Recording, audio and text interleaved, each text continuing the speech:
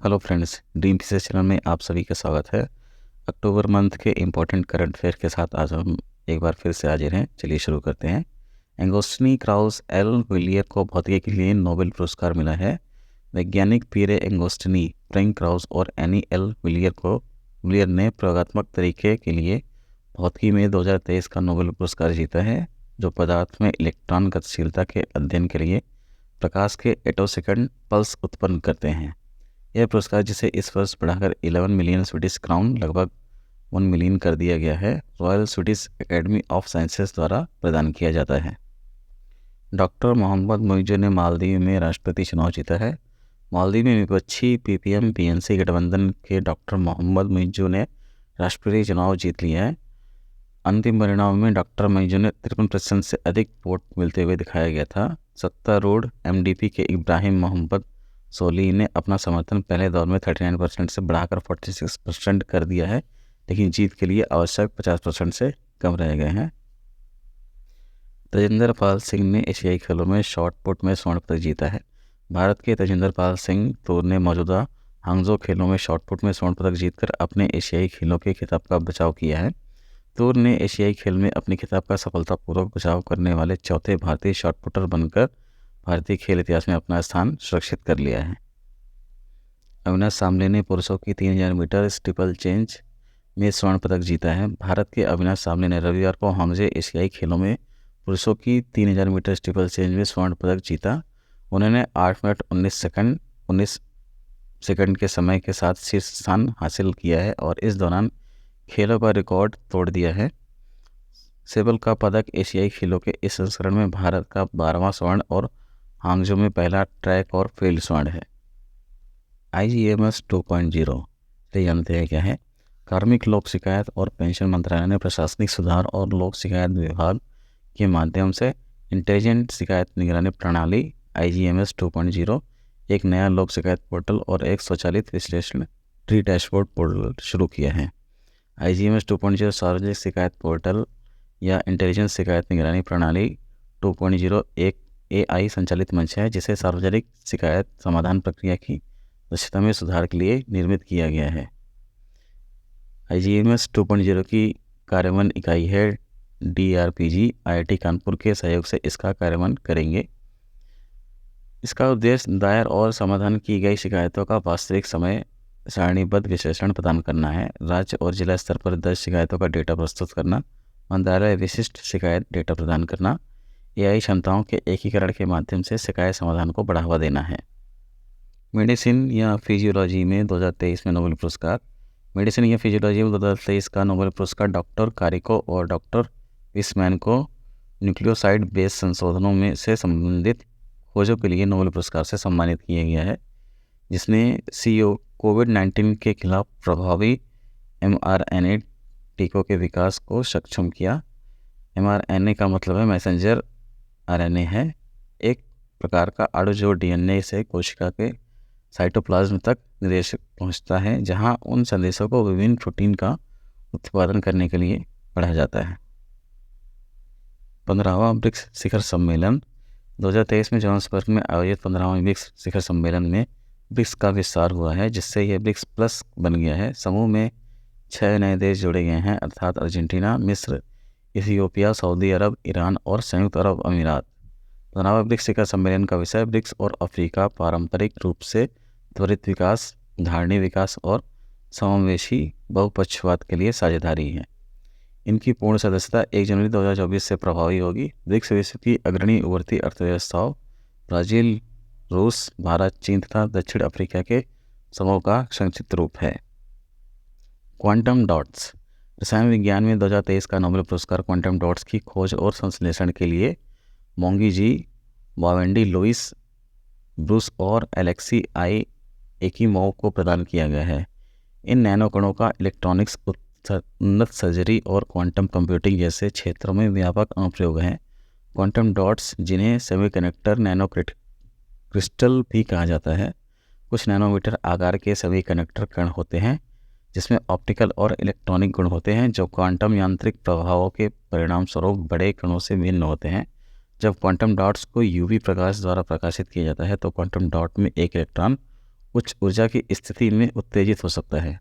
अर्धचालक quantum dot के मामले में यह प्रक्रिया वैलेंस बैंड से कंडक्टर बैंड तक एक इलेक्ट्रॉन के संक्रमण से मेल खाती है। उत्तेजित इलेक्ट्रॉन अपनी ऊर्जा को प्रकाश के रूप में मुक्त करते हुए वापस वैलेंस बैंड में गिर सकता है। इस प्रकाश ऊर्जन को फोटोल्यूमिनेसेंस कहा जाता है। साहित्य में नोबेल पुरस्कार 2023। स्वीडन के स्टॉकहोम में स्वीडिश अकादमी ने नॉर्वेजियन लेखक जॉन फॉन्से को साहित्य में 2023 का नोबेल पुरस्कार दिया है। साहित्य में नोबेल पुरस्कार 1895 में अल्फ्रेड नोबेल द्वारा संस्थापित प्रतिष्ठित पुरस्कारों में से एक है। फॉन्से के व्यापक कार्य में नाटक, उपन्यास, कविता संग्रह, निबंध, बच्चों की किताबों और अनुवाद शामिल हैं। उन्हें न केवल उनके नाटकों के लिए जाना जाता है जो विश्व स्तर पर सबसे अधिक बार प्रदर्शित किए जाने वाले नाटकों में से एक हैं, बल्कि उन्हें गद्य के लिए भी जाना जाता है। वर्ल्ड कॉटन डे, विश्व कपास दिवस। अंतर्राष्ट्रीय व्यापार, आर्थिक विकास और गरीबी उन्मूलन में कपास क्षेत्र की महत्वपूर्ण भूमिका के बारे में जागरूकता बढ़ाने के उद्देश्य से संयुक्त राष्ट्र विश्व कपास दिवस ह्यूमन वर्ल्ड कॉटन डे प्रतिवर्ष 7 अक्टूबर को मनाया जाता है। यह दिन कपास के ऐतिहासिक महत्व को पहचानने का एक अनूठा अवसर प्रदान करता है। इसके अलावा विशेषज्ञों के अनुसार कपास में नकारात्मक कार्बन फुटप्रिंट होता है क्योंकि यह अपशिष्ट जल में पॉलिस्टर की तुलना में 95% तेज़ी से खराब होता है। इस प्रकार यह पर्यावरण को स्वच्छ रखने में मदद करता है। शांति के लिए नोबेल पुरस्कार 2023। प्रमुख ईरानी महिला अधिकार वकील नरगिस मोहम्मदी को ईरान में महिलाओं के उत्पीड़न के खिलाफ लड़ाई में उन्हें साहसी प्रयासों और सामाजिक सुधार के उनके निरंतर प्रयास के लिए 2023 का नोबेल शांति पुरस्कार से सम्मानित किया गया है। कैद में रहने के बावजूद उन्हें सभी के लिए मानव अधिकारों और स्वतंत्रता को बढ़ावा देने की प्रति उनके समर्पण के लिए सम्मानित किया गया है। नोबेल शांति पुरस्कार के साथ लगभग $1 मिलियन का नकद पुरस्कार, 18 कैरेट का स्वर्ण पदक और एक डिप्लोमा दिया जाता है। राजस्थान में 3 नए जिले बनाए गए हैं। आगामी विधानसभा चुनाव की तैयारी में राजस्थान के मुख्यमंत्री अशोक गहलोत ने राज्य में 3 नए जिलों की स्थापना की घोषणा की है, मालपुरा, जानगढ़ और कुचामन सिटी। यह निर्णय जनता की मांग और एक उच्च स्तरीय समिति की सिफारिश के जवाब में किया गया है। इन जिलों को मिलाकर राजस्थान में अब कुल 53 जिले हो गए हैं। मियोरा 1 rocket. Spanish aerospace company PLD space ने अपने पुनर्प्राप्ति योग्य मियोरा 1 रॉकेट को सफलतापूर्वक लॉन्च करके एक महत्वपूर्ण उपलब्धि हासिल की है। यह उपलब्धि यूरोप के पहले पूर्णतः निजी रॉकेट प्रक्षेपण का प्रतीक है और यूरोप की अंतरिक्ष महत्वाकांक्षाओं के लिए एक आशा की किरण प्रदान करती है। मियोरा 1 रॉकेट, जिसका नाम एक लड़ाकू बैल के नाम पर रखा गया है, ने भविष्य के मिशनों के लिए महत्वपूर्ण डेटा इकट्ठा करने के लक्ष्य के साथ एक सब ऑर्बिटल परीक्षण उड़ान भरी। मियोरा 1 एक एकल चरण रॉकेट है जो प्रभावशाली 41 फीट ऊंचा है। कक्षीय अंतरिक्ष उड़ानों के लिए इसकी पेलोड क्षमता लगभग 220 पाउंड 100 किलोग्राम है। चक्रवात 2023 वार्षिक संयुक्त मानवीय सहायता और आपदा राहत अभ्यास AJHE 2015 में संयुक्त कमांडरों के सम्मेलन के दौरान दिए गए निर्देशों के एक महत्वपूर्ण परिणाम के रूप में उभरा है। 2015 में अपनी शुरुआत के बाद से चक्रवात के नाम से जाना जाने वाला यह अभ्यास एक बहु एजेंसी पहल है जिसमें तीनों सेनाओं, अर्धसैनिक बलों, आपदा प्रक्रिया संगठनों, गैर सरकारी संगठनों, शैक्षणिक संस्थानों और अंतर्राष्ट्रीय निकायों सहित विभिन्न क्षेत्रों की भागीदारी शामिल है। इस वर्ष यह अभ्यास भारतीय नौसेना द्वारा गोवा के शांत तटीय वातावरण में 9 अक्टूबर से 11 अक्टूबर तक आयोजित किया गया है।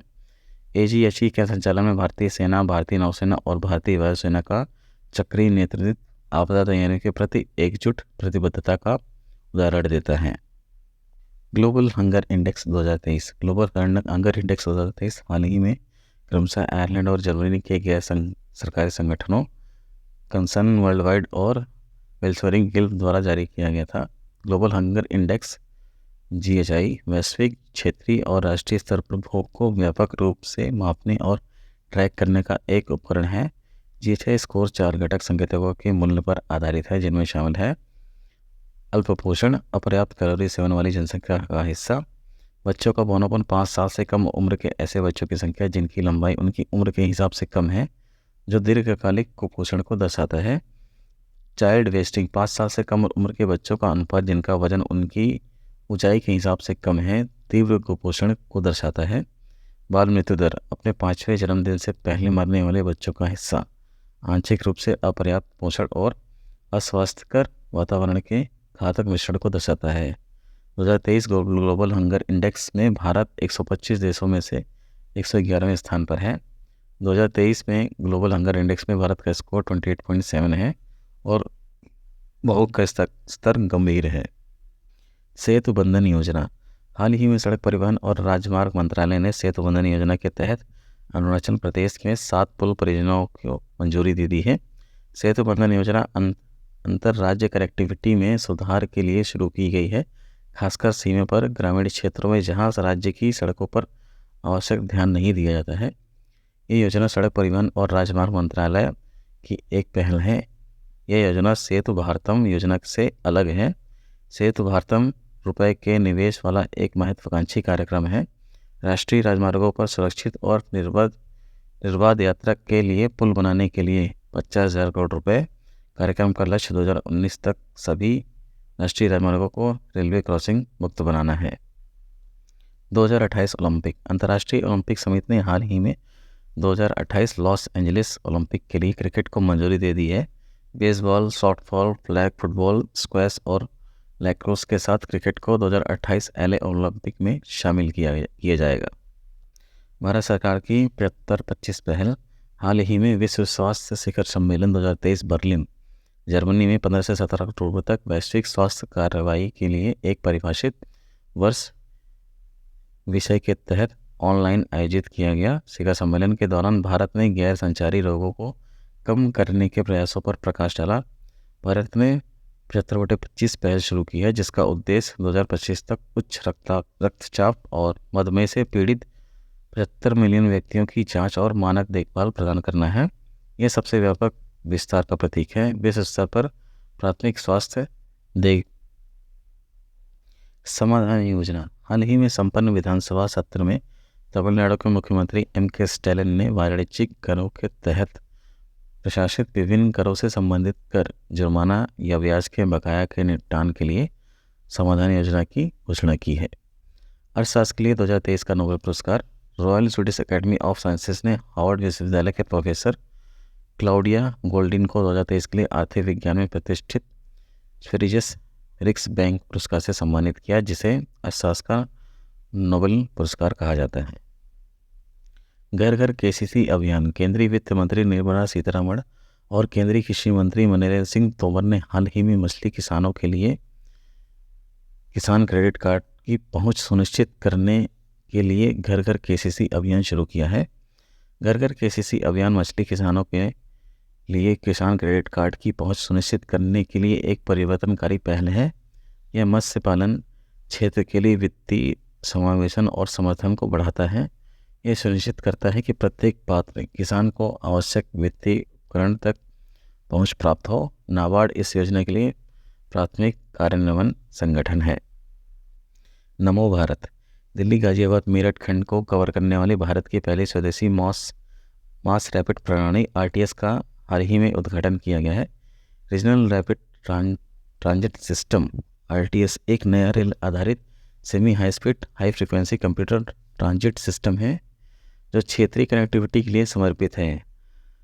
RRTS, जिसे अब नमो भारत कहा जाता है, को 180 किलोमीटर प्रति घंटे की गति के साथ डिजाइन किया गया था। इसे पेरिस, जर्मनी, ऑस्ट्रिया और संयुक्त राज्य अमेरिका में RER जैसे सिस्टम पर तैयार किया गया है। यह एक multi modal semi high speed क्षेत्रीय रैपिड ट्रांजिट सिस्टम है जो संतुलित और टिकाऊ शहरी विकास सुनिश्चित करता है। सर्वश्रेष्ठ पर्यटन गांव। गुजरात के धोडो गांव ने अपनी समृद्ध सांस्कृतिक विरासत और प्राकृतिक सुंदरता के लिए संयुक्त राष्ट्र विश्व पर्यटन संगठन UNWTO की सर्वश्रेष्ठ गांवों की सूची में जगह बनाई है। धोडो गांव गुजरात के कच्छ के महारण में बसा है, जो वार्षिक सांस्कृतिक उत्सव रण उत्सव का आयोजन करता है, जो क्षेत्र की पारंपरिक कला, संगीत और शिल्प को प्रदर्शित करता है। इसने 2023 में भारत की अध्यक्षता में आयोजित G20 की पहली पर्यटन कार्य समूह बैठक की भी मेजबानी की। अतः उन गांवों को उजागर करने की वैश्विक पहल जहां पर्यटन संस्कृतियों और परंपराओं को संरक्षित करता है, विविधता का जश्न बनाता है, अवसर प्रदान करता है और जैव विविधता की सुरक्षा करता है। यह पुरस्कार संयुक्त राष्ट्र विश्व पर्यटन द्वारा दिया जाता है। 25/25 का लक्ष्य। भारतीय चिकित्सा अनुसंधान परिषद ने हालिया विश्लेषण के संकेत मिलता है कि भारत विश्व स्वास्थ्य संगठन द्वारा निर्धारित 25/25 के लक्ष्य से चूक जाएगा। 25/25 लक्ष्य विश्व स्वास्थ्य संगठन WHO की एक पहल है, जिसका लक्ष्य 2010 की तुलना में 2025 तक गैर संचारी रोगों NCD से होने वाली असामयिक मृत्यु दर को 25% कम करना है। इसमें मई 2012 में विश्व स्वास्थ्य सभा द्वारा अपनाया गया था। इस ढांचे से NCD की रोकथाम और नियंत्रण में प्रगति होने की उम्मीद है। यह इन घातक बीमारियों से निपटने के लिए वकालत, जागरूकता बढ़ाने, राजनीतिक प्रतिबद्धता को मजबूत करने, वैश्विक कार्रवाई को बढ़ावा देने के लिए आधार प्रदान करता है। रेफरेंस फ्यूल गैसोलीन और डीजल उच्च मूल्य वाले प्रीमियम सामान हैं, जिनका उपयोग ऑटोमोबाइल उद्योग में परीक्षण और प्रमाणन में शामिल वाहन निर्माताओं और संगठनों द्वारा वाहन अंशांकन और परीक्षण के लिए किया जाता है। भारत में पहली बार इंडियन ऑयल ने रेफरेंस फ्यूल और डीजल ईंधन का सफलतापूर्वक निर्माण शुरू किया है। वर्तमान में भारत कुछ यूरोपीय और अमेरिकी निगमों में से रेफरेंस फ्यूल का आयात करता है। FATF ग्रे सूची। फाइनेंशियल एक्शन टास्क फोर्स वैश्विक मनी लॉन्ड्रिंग और आतंकवादी वित्त पोषण निगरानी संस्था है। यह 39 सदस्यीय निकाय है, जिसकी स्थापना 1989 में की गई थी और यह पेरिस में स्थित है। भारत इसका एक सदस्य है। FATF प्लेनरी FATF की निर्णय लेने वाली संस्था है, जिसकी प्रतिवर्ष 3 बार बैठक होती है और मानकों का अनुपालन नहीं करने पर देशों को जिम्मेदार ठहराया जाता है। यदि कोई देश बार बार FATF मानकों को लागू करने में विफल रहता है तो उसे बढ़ी हुई निगरानी के तहत क्षेत्राधिकार ग्रे सूचित या उच्च जोखिम क्षेत्राधिकार काली सूची का नाम दिया जा सकता है। बढ़ी हुई निगरानी ग्रे सूची के तहत क्षेत्राधिकार वे देश जो मनी लॉन्ड्रिंग, आतंकवादी वित्त पोषण और प्रसार वित्त पोषण का मुकाबला करने के लिए अपने शासन में रणनीतिक कमियों को दूर करने के लिए FATF के साथ सक्रिय रूप से काम कर रहे हैं, उन्हें इसके अंतर्गत रखा गया है। जब किसी देश को ग्रे सूची में रखा जाता है तो देश को सहमत समय सीमा के भीतर पहचानी गई रणनीतिक कमियों को तेज़ी से हल करने के लिए प्रतिबद्ध होना पड़ता है और निगरानी बढ़ानी पड़ती है। कैमन आइलैंड्स के साथ साथ जॉर्डन, पनामा, अल्बानिया को भी FATF की ग्रे लिस्ट से हटा दिया गया है। PM मोदी ने यूपी में भारत की पहली क्षेत्रीय रेल रैपिडेक्स का उद्घाटन किया है। प्रधानमंत्री नरेंद्र मोदी उत्तर प्रदेश के साहिबाबाद से भारत की पहली क्षेत्रीय रेल का उद्घाटन करेंगे। पहला चरण 17 किलोमीटर की दूरी तय करेगा, जिसमें कुल 5 स्टेशन साहिबाबाद, गाजियाबाद, ग्वालियर, दोहाई और दोहाई डिपो शामिल हैं। ट्रेन 15 मिनट के अंतराल पर 160 किलोमीटर प्रति घंटे की रफ्तार से चलेगी। मिशन शक्ति कैफ़े। मुख्यमंत्री योगी आदित्यनाथ मिशन शक्ति के चौथे चरण के हिस्से के रूप में गोंडा जिले में राज्य के पहले मिशन शक्ति कैफ़े का उद्घाटन करेंगे। स्वयं सहायता समूह के सदस्यों द्वारा संचालित कैफ़े का लक्ष्य न केवल इन महिलाओं को सशक्त बनाना है, बल्कि छात्रों को पौष्टिक भोजन भी प्रदान करना है। गोंडा में 11,000 कन्याओं का भव्य कन्या पूजन समारोह शक्ति बंधन भी आयोजित किया जा रहा है। वीडियो पसंद आए हो तो चैनल को सब्सक्राइब करें और ज़्यादा से ज़्यादा लोगों तक शेयर करें।